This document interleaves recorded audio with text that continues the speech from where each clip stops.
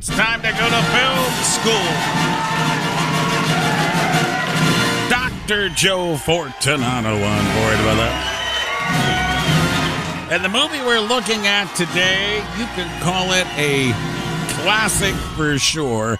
Everyone at some point, I think, has taken in this film, and many people have had a few chuckles with it. And I'll let Joe kind of take it from there. Good morning, Dr. Fortunato. Go ahead.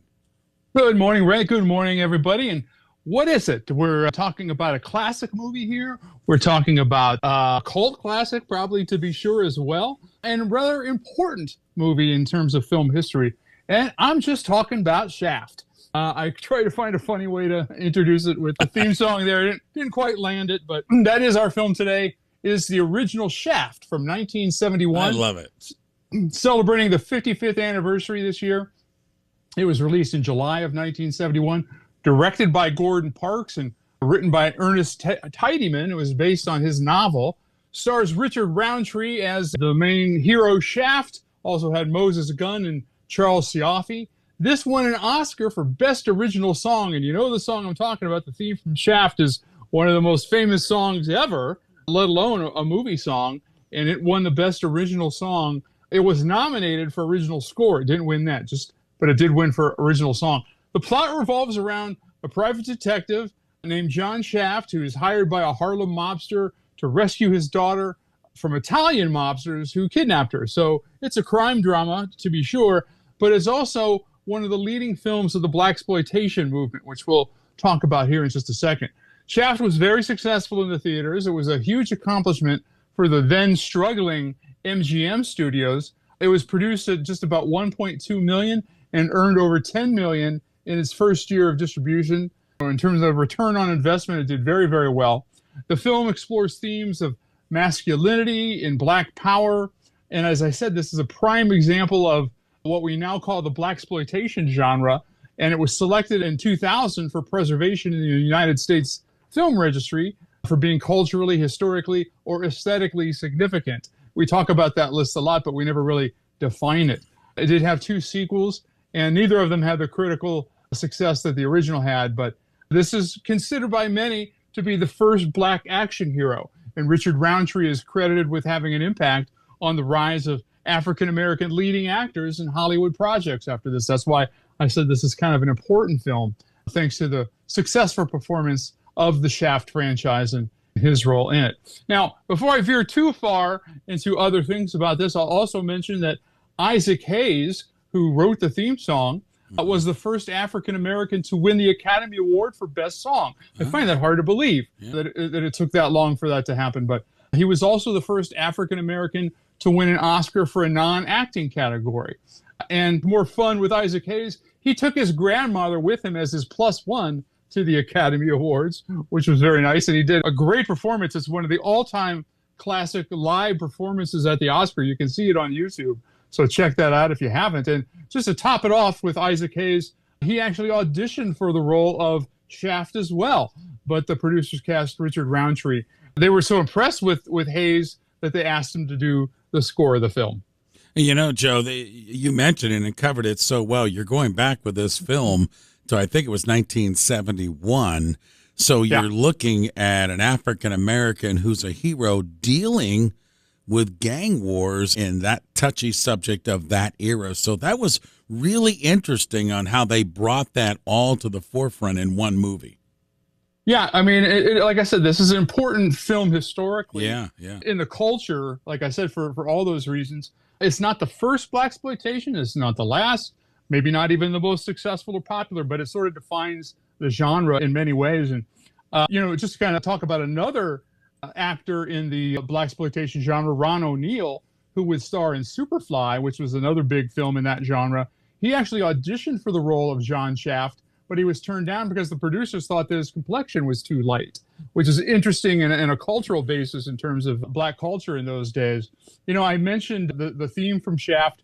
The background singers in that original theme song are Thelma Hopkins and Joyce Vincent Wilson from Tony, Orlando, and Dawn. They are Dawn of Tony, Orlando, and Dawn. Some more fun stuff. Gordon Parks, who himself was an African-American director, was keen for Shaft to wear a mustache. he kind of modeled the character on himself, and Gordon Parks had a mustache.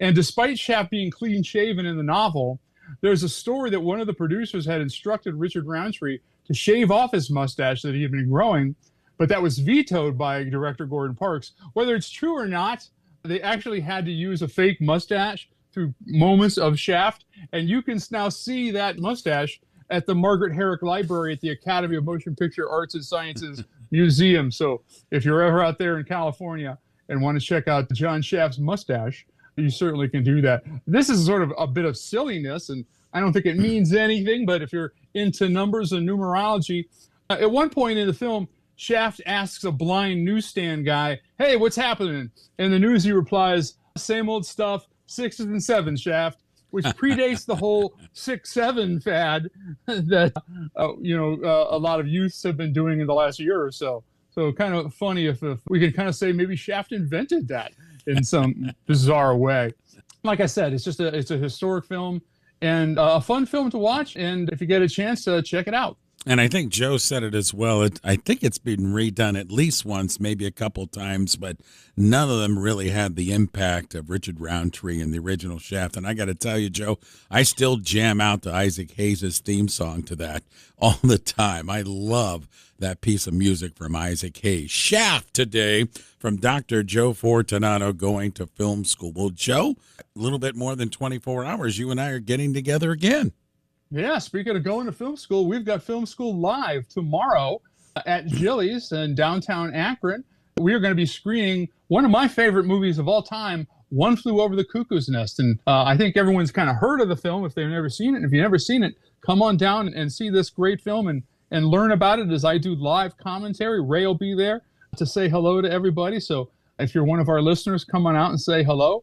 And again, that's going to be at Jilly's tomorrow. Saturday, the doors open at 11. The movie will start at 11:30. You can go on Jilly's website to get your tickets, or you can go to my website, joefortunato.net, and get tickets. And we do recommend getting your tickets in advance, even though it's tomorrow, because you can choose where you sit at Jilly's. So you'll want to do that and choose your own seats. And we just want to see everybody out there tomorrow.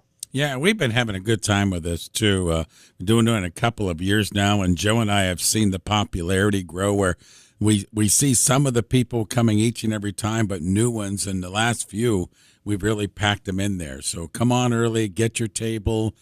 Certainly the brunch is there, and we have a good time. And if you haven't seen Joe on the road do his film school, it's something else, the way he takes you behind the scenes and little tidbits, and you'll look at that movie a little bit differently from now on when you watch the movie and some of them that we do. He's certainly talented at what he does, and he knows the behind the scenes. We'll have a lot of fun tomorrow. As Joe mentioned, doors open up at 11. The movie will start at 11:30. Joe, anything else going on in your world over at the website and more? Nope. Just go to the website, joefortunato.net, to get your tickets for tomorrow, or check out all the other stuff that's going on in my world. And I'll look forward to seeing as many of you as I can tomorrow. All right, Joe. See you tomorrow morning. Thanks, my friend. Take care. All right. Dr. Joe Fortunato joins us live Fridays for our trip to film school right here on 93.5, 1590 WAKR.